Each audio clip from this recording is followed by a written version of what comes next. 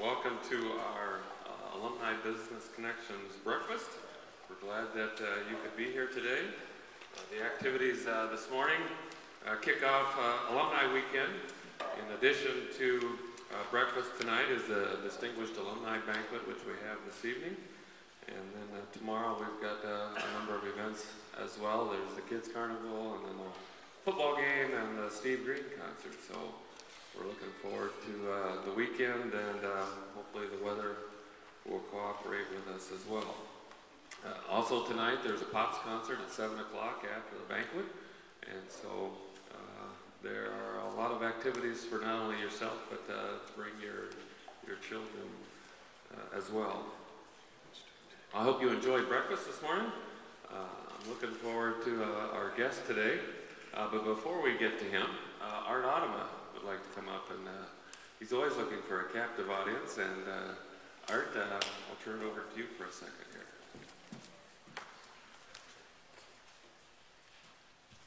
I'll scan the audience tonight. And a couple people hanging out way in the back. And I still have a couple empty cards for the golf tournament on Saturday morning. At 8 o'clock you get free pancakes, and at 9 o'clock we go for 9 holes, and you'll be back after you get a prize, go to the football game.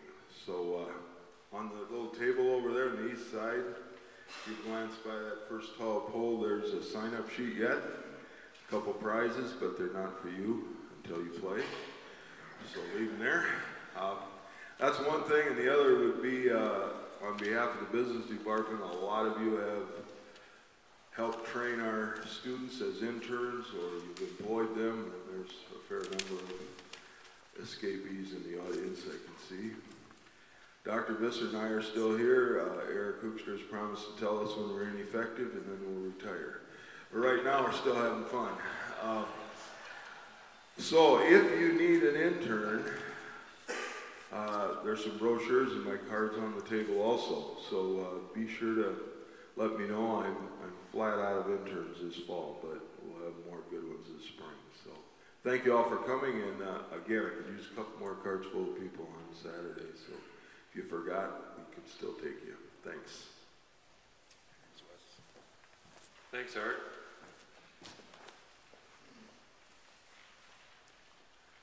As I mentioned, this weekend is Alumni Weekend, and before I introduce our speaker, we are actually recognizing 3 distinguished alumni this weekend, and I'd like the other 2 to stand up. They're here this morning.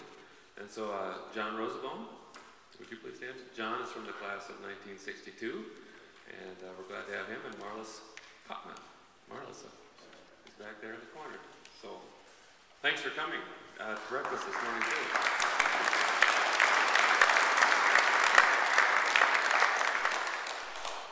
Well, our guest this morning is Dr. James Verbrugge. He's from the class of 1960. Dr. Verbrugge received his AA degree from Dordt College when it was just a 2-year college. And he is Emeritus Professor of Finance at the Terry College of Business at the University of Georgia, where he has served as the Professor of Finance from 1978 to 2002. And was the chair of the Department of Banking and Finance at Terry College from 1977 until 2001. He also held the Georgia Bankers Association Chair of Banking from 1992 to 2002, and he received his PhD in economics from the University of Kentucky. Would you please join me in welcoming Dr. James Verbrugge.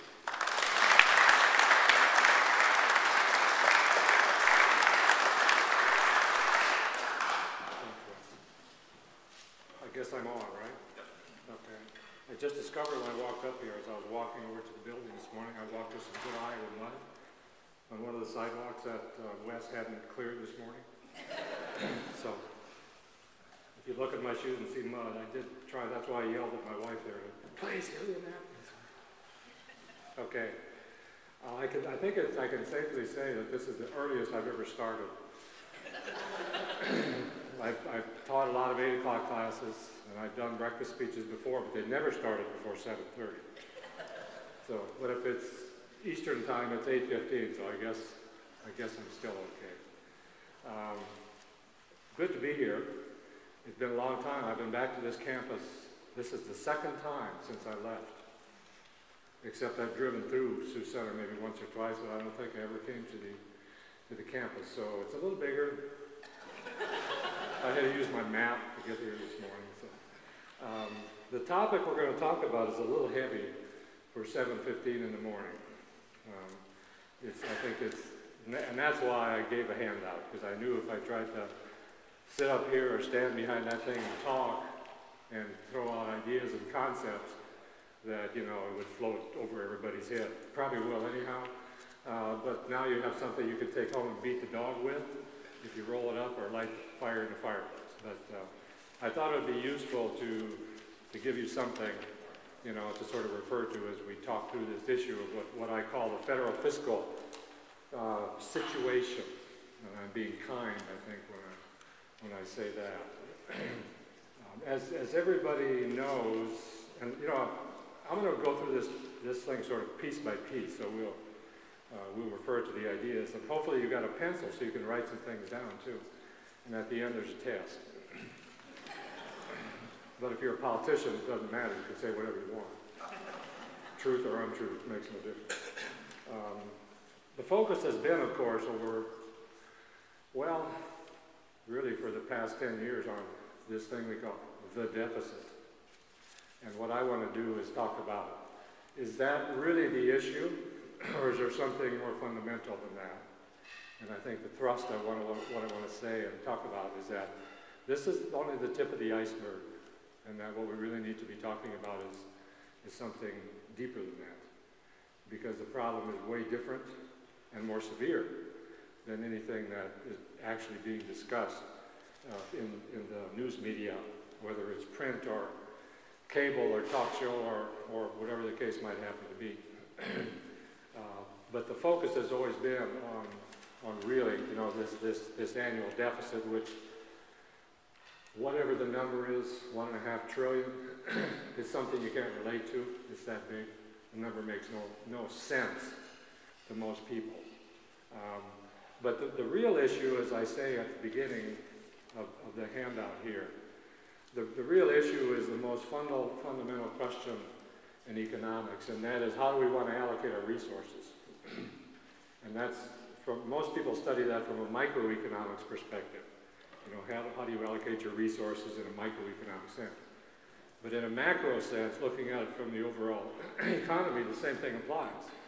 And what we're really going to be wrestling with, and I think during the next campaign and going forward, is how do we want to allocate our macro resources in those four areas that I have listed here, C, I, G, and X. Now, if you've had macroeconomics, you know what those things are. The first one is consumption. In other words, the personal household expenditures that we as consumers spend each year. And the second is investment, and that refers to business investment. In other words, when firms purchase new equipment or build new plants. The third one is G, which is government spending, state and local and federal. And the X refers to exports, and that's net exports. That's exports minus imports. And the sum of those four things is what we call GDP, gross domestic product. And so the real issue that we're talking about as a society, and we have to come to grips with, is how much do we want to have in each of those four buckets? Now, we can't just sit in Washington and decide those things, although in reality we can heavily influence it that way. And some of the numbers I'm going to show you will indicate the direction in which it is going. And as a society, we have to decide how much ultimately we want to devote to G, in other words, the public sector, the government sector. That is the real issue. The annual deficit is a piece of that, but the real issue is how much do we want to have spent by our federal and by our state and local governments. That's the fundamental question. And who do we have to make that decision for us? Well, that's why we elect people to go to Washington. Our representatives and senators are the folks who are supposed to be representing our interests on this question. But of course it gets all tied up in the little things that get debated. You know, whether there's a subsidies of cotton producers in Georgia. You know, when you look at it from that detailed perspective, you lose sight of the big picture. And the big picture is really what's important. So let's walk through this thing and have a couple of definitions. The one-year deficit, we know what that is. That's simply the difference between what the government takes in and what it spends. And that includes everything, all tax receipts, Social Security receipts, and all the expenditures. Generally, that's the number that people refer to. And that number is about $1.5 trillion, plus or minus a few hundred billion, but you know, what's that among friends? The debt ceiling, which occupied a lot of debate this summer, I consider that much ado about nothing. That again was a big smokescreen for the real issue. We don't really need a debt ceiling. It's never imposed a ceiling. It's been changed probably 50 times in the last 40 years. So why bother? But it creates a lot of political firestorms. But for all intents and purposes, you should forget about it. It has no real economic meaning. It's just a political, you know, a toy that they play with periodically. The real definitions are the one below. I call some better ones. And the first line there says federal government expenditures divided by GDP, and we know what GDP is. And what I did was put down percentages for the past roughly 10 years. And what you'll see there is that the percent of GDP that's accounted for by federal government expenditures has quietly, or not so quietly, gone up from roughly 18.5% in 2000 to 2011, where it's 25% and heading up. So that gets at that basic issue of how much do we want to allocate to the public sector. Now, if you look on the next line, which says federal government revenues divided by GDP, because that difference defines the deficit each year. And you'll see that number, which has, ironically, gone exactly the other direction. We started the decade of 2000 with a surplus, a budget surplus. And then we proceeded over the next 10, 11 years to just blow it to smithereens. Now reached the low point of 14.4%. And the difference between the 25 and the 14 is roughly that 10% GDP deficit gap that we talk about. So when we say that the current deficit is 10% of GDP, that's what it means. It's the difference between these two numbers. Now that's a fundamental question of how do you close that gap? Because you cannot, the trend is unsustainable. You can't have one going this direction and the revenue part going this way. That's impossible. Well, we could, but there would be a catastrophic event at some point, and we'll get to that sort of at the end. As it turns out, federal expenditures in this line that I have here is different from the number I have up here. They're not the same thing. That's one of the mysteries of economics. Someday you ought to have John Visser come in here and talk to you about, you know, what's the difference between this number and consumption as measured in the national income and products account. Because when you look at C up in this top line, it only refers to purchases of goods and services, which means everything, even Social Security payments, wind up in C up here, even though they wind up in G down in the line that I have here. It's one of the great anomalies of how we measure things, and Bernie knows all about this too, in finance and economics. Now the next line there talks about federal debt. And again, we throw that around, but what really is it? And you really got to talk about it from a couple of different perspectives. Total federal debt really means the direct obligations of the United States government.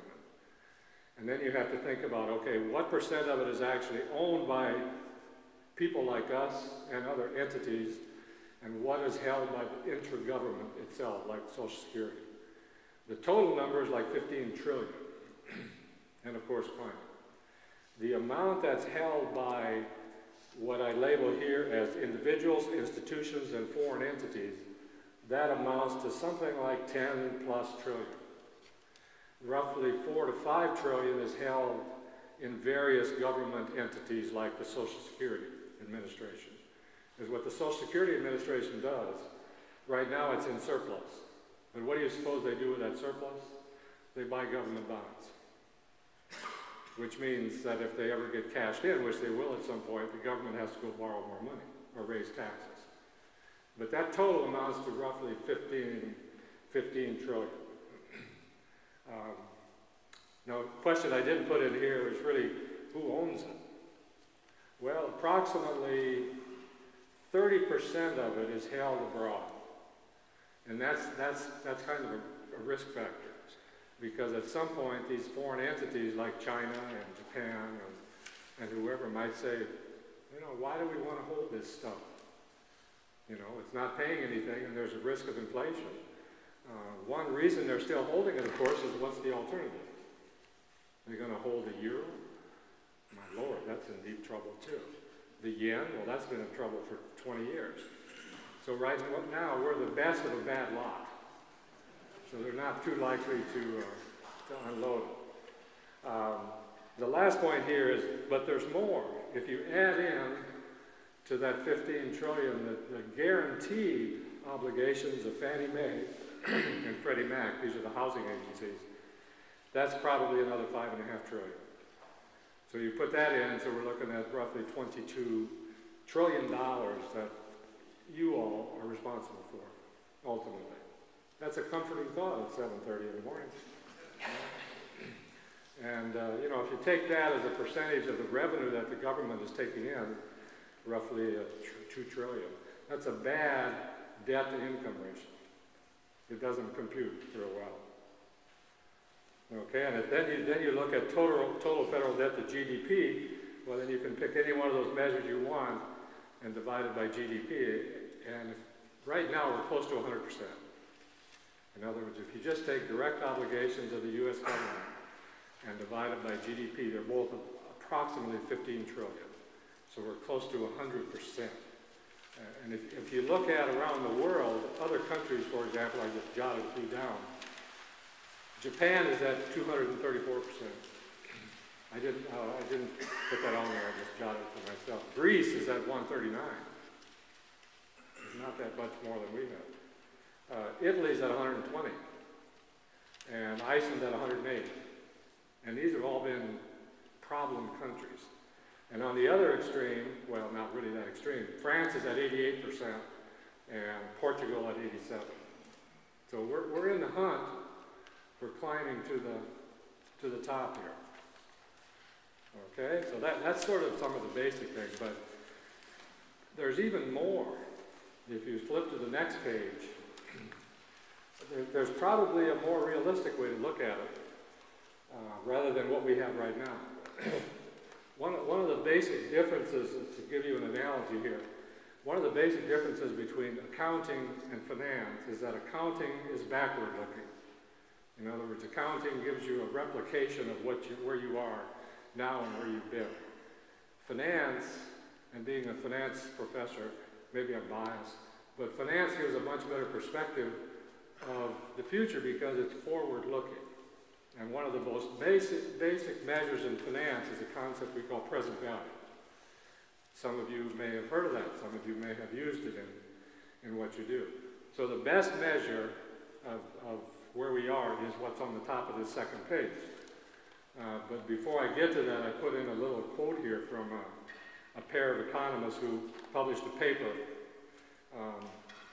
on the general relativity of fiscal language.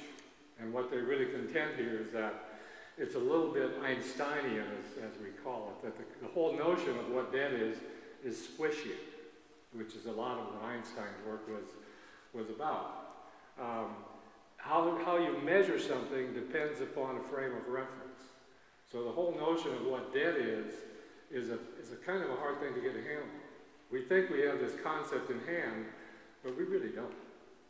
You know, I've given you several definitions, and, you know, people kind of pick the one they're most comfortable with. But the real measure of where we are is what I put up here. It's what's called the fiscal gap.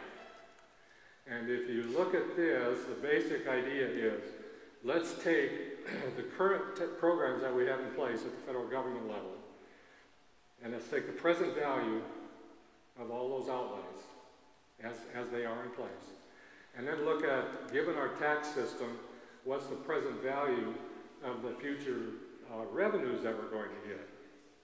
And if you take that number and then you come up with what's called a net present value, the difference between the present value of outlays and the present value of inflows. Now that's pretty subjective because you've got to pick a discount rate and some things like that.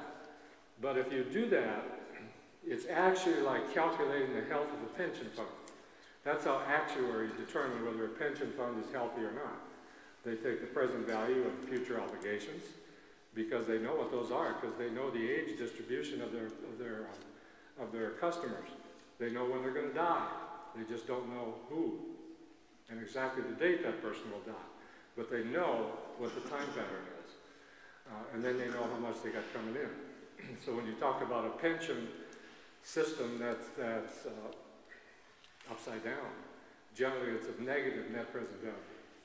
So what we have here, if we do this number, and I left that line blank there, and I said it's heavily dependent upon a lot of things: the discount rate, the rate of economic growth you assume, and all of those things.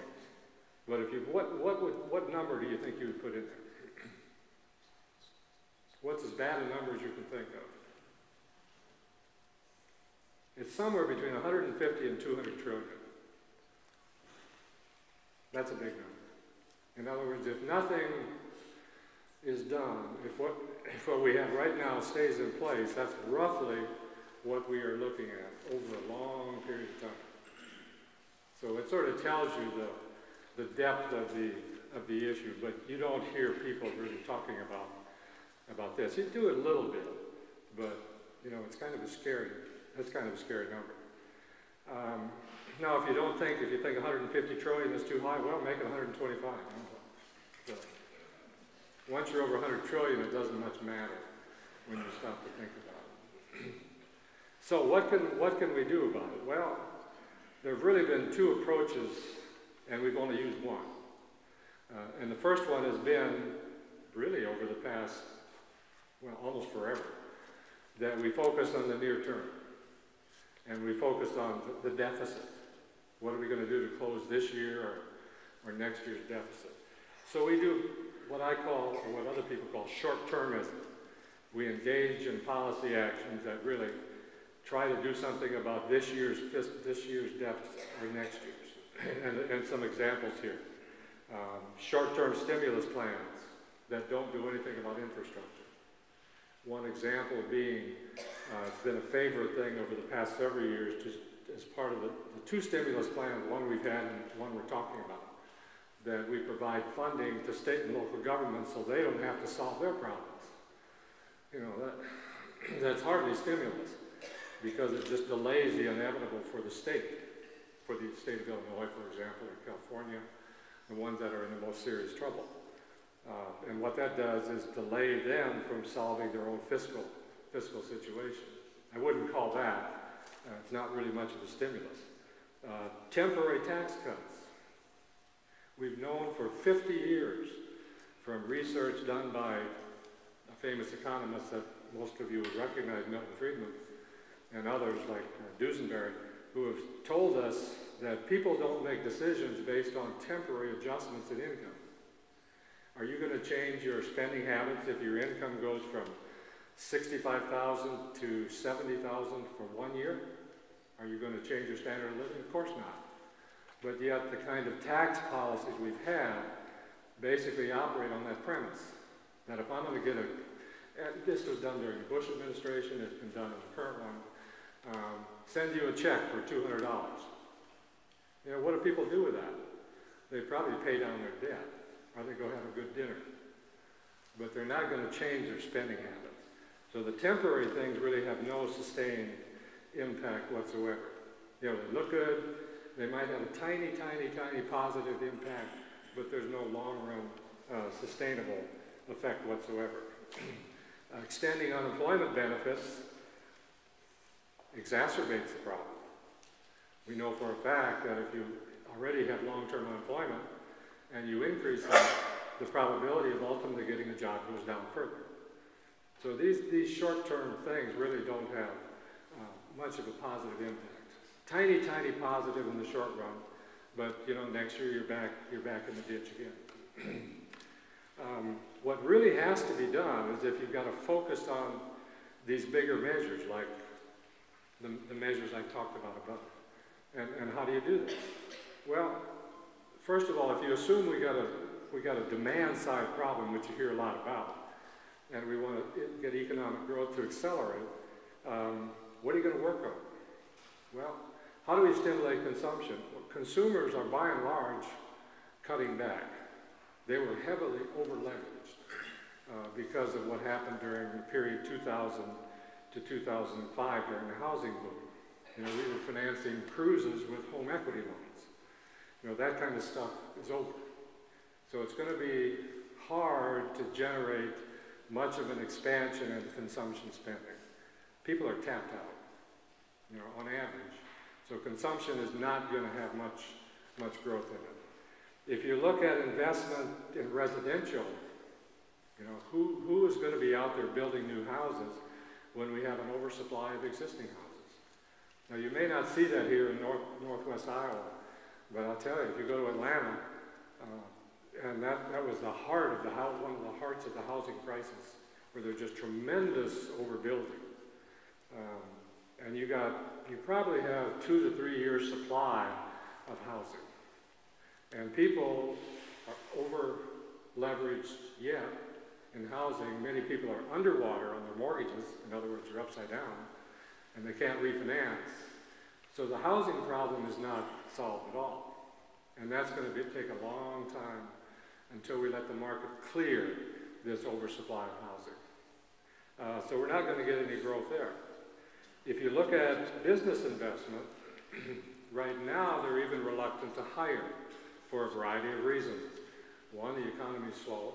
Second, it's very expensive to put new labor on board because of healthcare costs, uncertainty about the future, a whole variety of things. So it's going to be very difficult to get investment to grow, unless you somehow stimulate that with investment tax credits. Government, state and local, they're tapped out. You're not going to see much, if any, growth there. And the federal government, there's a great resistance to spending more, as probably there should be. And then if you look at the X factor, exports, on the top page, that's been working pretty well. The problem is, well, a couple of problems. The fact that the dollar has been significantly devalued because of market forces. And in an export sense, that's a good thing, because cheaper dollars means that our exports are going to likely increase. But we need customers. And you've got slow growth all over the world. Europe is right now, some would say, a disaster zone because of the problems they have with the euro. Japan has been in a deep recession for years. China is slowing down. So basically our customers out there are facing many of the same problems that we are. So it's hard to stimulate exports. There are things we can do, encourage more trade agreements with other countries, but in the short run, you're not going to see much there. What it basically says, I think, is that we're in for a period of very slow economic growth going forward. If anybody is saying you're going to grow at 4% each year for the next 4 years, I think they're smoking something. And it's probably not nicotine. It just is not likely to happen. So ultimately, we have to come to grips. If the economy can't grow at 4% a year, and it's going to grow at 1 to 2, that has a huge impact on revenues. Ultimately, we have to deal with the fundamental fiscal gap problem, and that's this blend of revenue and expenses. Ultimately, we got to deal with expenditures, public expenditures, and everything has to be on the table. Defense being a poster child, number one. You know, you begin to ask yourself the question, how can we continue to have a military presence around the world? Has anybody heard that World War II is over? You know, do we need bases where pick a country? There's a real issue of how long can we police the world, given the current situation, and fighting wars without end. You know, it's incredibly expensive. What we have spent over the past decade on military, that's got to be on the table. Subsidies of all types, and that includes agricultural subsidies, which people in this part of the country might not like to hear about. Cotton subsidies, ethanol, all these things have to be put on the table. Social Security, very easy to solve. It's not a big deal, but we have great difficulty with it politically. All you got to do is raise the retirement age gradually, change the index on which the cost of living adjustment is made, probably raise the base on which the tax is levied, at least keep it constant in real terms, if not nominal terms, and that over time will make the system solvent relatively quickly, because it's basically an actuarial calculation. Very simple. But it gets tossed in with this debate about the overall deficit, and it really should be a separate consideration. The big 10,000-pound canary in the room, of course, is Medicare and Medicaid, because we haven't figured out yet how to get that under control. And one reason for that, of course, is that almost everything is paid by a third party. No one makes a decision on your own personal health care based on what it's going to cost, right? Very few people do. For the simple reason that somebody else, an insurance company, or the government winds up paying the bill. Now that's the only product or service that I know of where you don't ask the price before you buy it. And that's kind of bizarre. And that can't continue indefinitely. Ultimately, we have to ration health care. Now people don't like that word. They hate the word ration. But everything in our society is rationed. We ration things by pricing. Why doesn't John drive a Lamborghini? Well, maybe he does. After all, he wasn't preaching.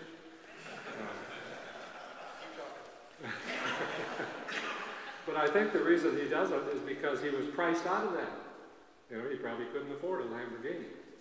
I don't think he drives a Chevy 2, but that's an old-time car. You may remember. But everything that we buy tends to be rationed by price. But we got to decide how we're going to do it with healthcare. And I give you some choices here. You want to ration by pricing? You're going to make a decision on surgery based on what it's going to cost? You're going to shop? Sometimes you don't have time. You're going to ration care by insurance company decisions? That's how we do some of it now. There are certain rules. You're going to ration access to health care by government rules? We already have some of that in Medicare. And if we have what they call Obamacare, that piece will increase. We're going to allow access but reduce payments to health care providers? Well, that's kind of a dumb way to, you're going to reduce the return to those providing the service. Now that's going to encourage more production. All right, so that's probably not a good solution either. Ultimately, we'll probably means test it. In other words, if your income is over a certain level, you only get paid, whatever, 70% of the bill, and you pay 30% yourself. So you take your pick of those, because one of those has to happen. It's just a matter of which one.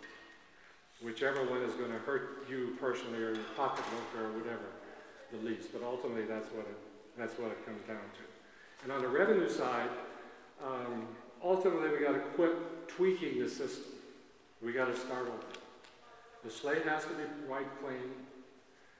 Get rid of all the deductions, no child care deductions, no charitable contribution deductions, no mortgage interest deductions. Start over. And then, in the cleanest sense, is you take everything off the table, and then you set a tax rate, a set of tax rates that get you the revenue you want. And that's where it should start. Start from ground zero and put it back together the way it should be put together. Right now, Congress is for sale at bargain basement prices because they respond to incentives that from the pressure put on them by political action committees. That's why you see ethanol subsidies. That's why you see mortgage deductions for second homes. That's pressure by the real estate industry and by the housing industry. We've got to stop doing that and start over. Now that's going to be a tough pill to swallow because every one of these programs, whether it's a tax program or an expenditure program, has a lobbyist on K Street in Washington. And when this debate starts to heat up, you can bet there'll be even more of it. There will be unbearable pressure put on Congress when this gets to be put on the table. But ultimately, that's what has to be done. If we don't, then we can talk about what some of the results are that we could wind up with. But there are a lot of other things that are at issue here, under other issues. For example, something I haven't talked about at all is, what about monetary policy? How much more can the Fed do? Can they stimulate the economy? Probably not. We've already had two, QE1 and QE2. Will more monetary stimulus do any good? Not very likely. You know, interest rates are where? Near zero already. We're talking about something else called Operation Twist, which is a program we studied in graduate school I thought I would never hear again. But now it's being discussed that what the Fed would try to do is what they call twist the shape of the yield curve. In other words, try to force long-term rates down and short-term rates up. Would it work? It worked maybe to the tune of 5 basis points 50 years ago. But is that going to stimulate anything? Not likely. So, in other words, this is the classic case of monetary policy being almost ineffective. There's not a lot they can do. We've had a lot of regulations, which I think impede hiring. That's another issue. And then there's a real question of why do we have so much unemployment? Is it because of lack of demand, or is it a structural problem in the labor force? It's probably a blend, but we really have some labor force issues. Again, you may not see it here in Northwest Iowa, but if you go to cities like Atlanta or Chicago or Dallas, Texas, or Miami, New Orleans, there's a fundamental mismatch of jobs available versus the talent of the labor force that's out there. When you have a high school dropout rate of 20%, like we have in some of the states in the Southeast, right away these kids are done. It's over. There's a phrase I love from Yogi Berra, the world's greatest philosopher. People would always talk to Yogi about how important the late innings of a ball game were, and he was trying to emphasize how important the early innings were. And his phrase was, "It gets late early out there." And what that says is, if you drop out of high school, you're doomed. You know, it gets late early.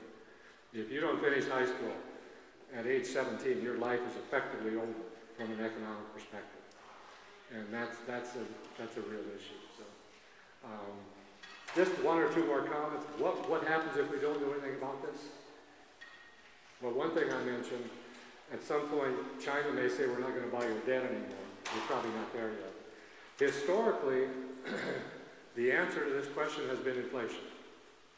Central banks inflate your way out of it. You just print enough money so that the price level quadruples or so, and then the real value of the debt goes down. Now, that's been the historical solution to these problems. It's been done century after century after century. And whether we will escape that trap is yet to be determined. But that could be an outcome. And when you stop to think about, the Fed right now is saying we need more inflation. And once you get on that slippery slope, it's a precarious slippery slope. Okay? If we can't solve it, one quote-unquote solution is you might wind up doing what Europe has done, and that is you have high marginal tax rate plus a VAT, a value-added tax. And you generate enough revenue that way and work on the expenditure side just a little bit. But those are some of the possibilities that could happen if we don't, deal with it fairly quickly. This is not something that we can't kick the can down the road another 10 years. This is not our children's problem and our grandchildren's problem. This is our problem. Okay.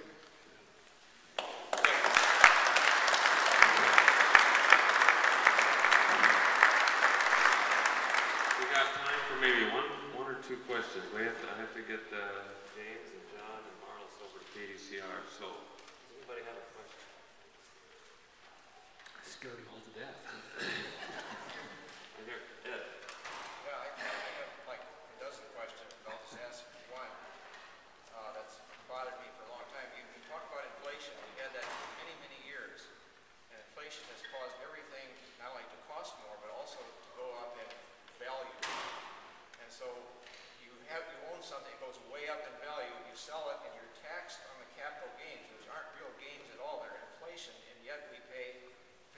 capital gains tax on that. So the government inflates our value and then taxes us on that value as well. That doesn't seem ethical to me. But it works. It works, yeah, but it's not really right to do that to people. We're not talking about ethics here. But it generates revenue. Any other questions? But you're exactly right. Rob? This is sort of a mess. Do Christians have anything particular to offer? Or are we sort of accepting what everybody else are? Can we offer something here that society needs? I don't know. I say this is sort of an amoral problem. Not immoral, amoral. Because if, then you get into the debate of, are you hurting poor people worse than you're hurting them more than middle class? I guess as more of a financial economist, I don't deal with that issue very much at the margins, yes, but I think this is fundamentally an economic issue. And I don't think there's what one might call necessarily, if someone disagrees, I'd be happy to have them tell me, but I don't know that there's what you might call a Christian solution to this. I think it's an economic problem. And, whether you're a Muslim or a Christian or a Hindu, I think you might come down on the same side of this one. It's just a matter, it's more of a personal perspective, a political perspective, which is going to be colored by your underpinnings, of course. One more. Needs test Social Security? That's another possibility. Should we? We could. The problem with doing that, I think, is it fundamentally alters what the system is designed to do. It's designed as a retirement system, and it is supposed to really be separate from the general budget considerations. And the minute you start means testing it, you might as well dump the whole thing into the general fund and then just tax progressively like we do today. If we do that, it's become more of a welfare program than it is. Right now, it's a distribution from the young to the old, which is an ethical issue. If you want to talk about that. If you make it the way you suggest it could happen, it becomes a redistribution from both the young to the old and from the richer to the poor. So it becomes more about redistributive economics. And that's another path that we can go down. But what I'm saying is that society has to make this choice. And as a member of society, people make their personal decisions. Well, thank you, Dr. Ruggie, for coming. We appreciate it. Thank you. You're free to go. You're free to go and enjoy your day and enjoy your weekend. And thanks for coming.